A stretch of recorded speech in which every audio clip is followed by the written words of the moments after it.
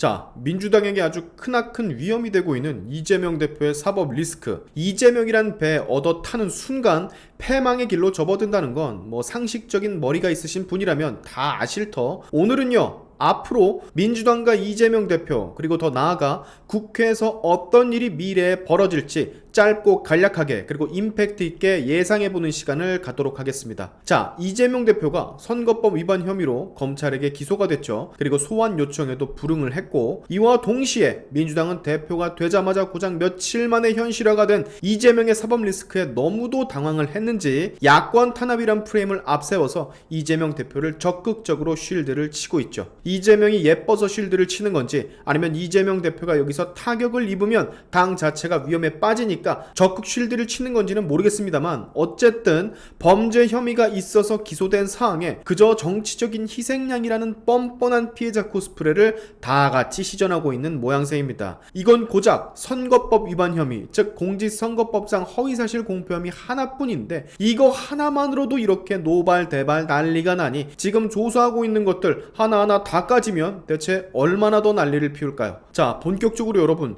이재명의 이번 공직선거법상 허위사실 공표, 이거는 말이죠, 그냥 맛보기입니다. 마치 요거트 사면은요, 은박지 뚜껑에 살짝 묻어있는 그 정도의 맛보기라고 생각하시면 될 것 같습니다. 민주당에게 있어서 이거 사실 별거 아니거든요. 정치인에게 공직선거법상 뭐 어쩌고 저쩌고 위반을 했다 뭐다 이런 거는 그냥 너무도 흔한 거거든요. 근데 민주당이 이렇게 난리를 치는 이유는 요 아무것도 아닌 것도 소환장이 날라오고 기소가 됐는데, 이거보다 훨씬 더 심각한 사법 리스크가 아직 미친 듯이 많이 남아있기 때문입니다. 대장동 의혹, 위례신도시 의혹, 백현동 의혹, 변호사비 대납 의혹, 성남FC 후원금 의혹, 이 굵직굵직한 것들이 남아있거든요. 그렇다면 초창부터 이렇게 피해자 코스프레 들어가지고 어떤 죽는 소리 하는 액션을 취해줘야 되는 거거든. 자, 그건 그렇고 여러분 여기 사진 보시죠. 여러분 이게 뭔지 아십니까? 바로 21년 4월 당시 무소속 국회의원이었던, 원래는 민주당이죠,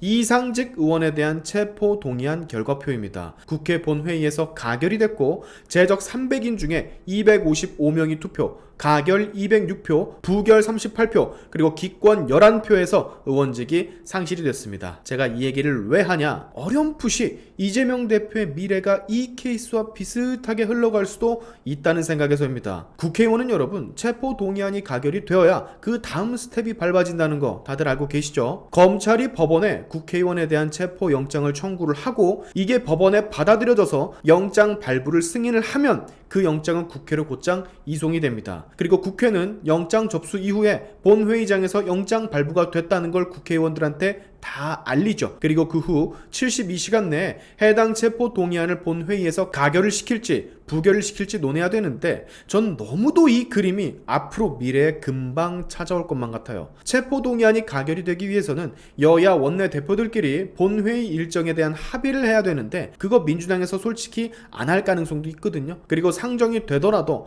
170석 이상의 다수당을 가진 민주당에서 가결을 안 시킬 가능성도 있거든요. 근데요 여러분, 만약에 그런 경우가 발생을 하잖아요, 민주당에서 가지는 정치적 부담감이 너무도 커지게 됩니다. 가뜩이나 이재명 하나 때문에 너무너무 부담스러운데 이것마저도 빠꾸를 놓는다? 무려 법원에서 넘어온 이 영장을 국회 민주당 의원들이 거부를 한다? 아, 그러면 뭐 국민들로 하여금 미운 털 제대로 박히는 거지. 이쯤 되면 생각나는 거 뭐 어게인이다? 그래요, 조국 사태 어게인이다. 여러분, 민주당이요, 조국을 지키려고 하다가 어떻게 됐는지 지난 몇 년간 두 눈으로 봐와서 알고들 계시죠? 그리고 이재명 대표는 벌써부터 제2의 조국 사태다 라는 프레임이 작게 온라인에서든 어디서든 만들어지고 있단 말이에요. 근데 국회까지 올라온 의원 체포 동의안을 민주당에서 대놓고 너무도 뻔뻔하게 거부를 한다? 그럼 뭐 조국 재방송인 거야. 겁나 타격이 클 거란 소리입니다. 또다시 이재명 방탄국회, 방탄당이라는 오명을 국민들로 하여금 피할 수가 없게 될 거라고요. 그리고 또 하나의 변수, 바로 이재명이라면 치를 떠는 민주당 친문 세력들. 여러분, 이 친문 세력들은요,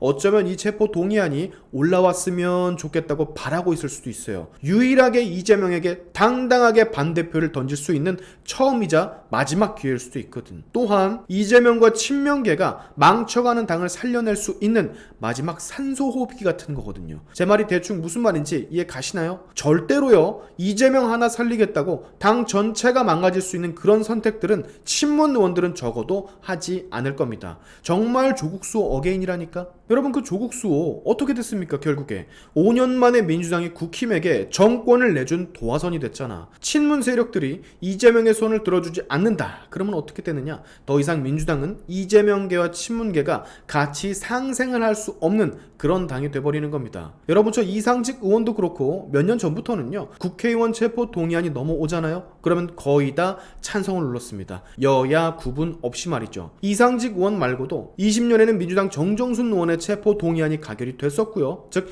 21대 국회에서 2명이나 가결이 됐었단 소리죠. 그 표를 누르는 한 명 한 명의 국회의원들은요, 적어도 이번엔 국민들의 눈치를 안 볼 수가 없는 상황이 될 거예요. 너무도 이재명의 리스크가 크기 때문에. 재밌죠 여러분? 흥미진진하죠? 이게 불가능한 게 아니라니까. 자, 마지막으로 여러분, 이재명을 안고 가는 민주당의 모습을 제가 적절하게 비유를 해드리면서 끝내도록 하겠습니다. 이렇게 비유를 할 수가 있어요. 폭탄을 껴안고 불 속으로 뛰어드는 꼴. 그러면 어떻게 될까? 다 작살나는 거야. 그냥 뭐 앞도 뒤도 안 보고 그냥 끝나는 거라고. 제 말 잘 알아들으셨죠? 이재명 대표의 체포동의안이 국회에 올라오는 날, 그날 친문들의 움직임, 우리는 이것만 보면 됩니다. 벌써부터 너무 기대가 되네요. 오늘의 샤인튜브 여기까지 하겠습니다. 여러분의 영상 공유는 세상 밝히는 힘이 되니까 꼭 공유 부탁드리면서, 지금까지 제 영상이 좋으셨다면 구독과 좋아요 그리고 알림 설정까지 꼭 한 번씩 눌러주시면 감사하겠습니다. 다음에 봅시다.